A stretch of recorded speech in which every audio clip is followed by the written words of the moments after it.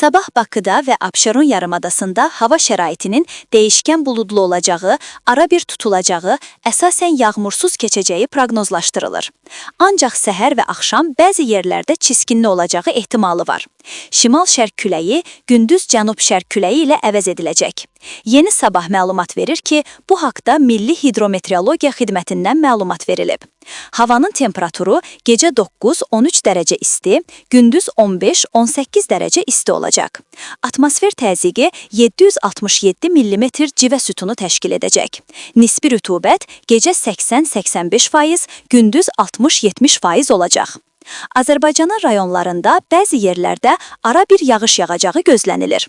Ayrı-ayrı yerlərdə qısa müddətli leysan xarakterli olacağı, şimşək çaxacağı, dolu düşəcəyi, yüksək dağlıq ərazilərə qar yağacağı ehtimalı var. Gündüz qərb rayonlarından davam edərək yağıntılar tədricən kəsiləcək. Bəzi yerlərdə ara bir duman olacaq. Qərb küləyi əsəcək. Havanın temperaturu gecə 8-11 dərəcə isti, gündüz 16-19 dərəcə isti, dağlarda gecə 0-4 dərəcə isti, gündüz 4-8 dərəcə isti olacaq.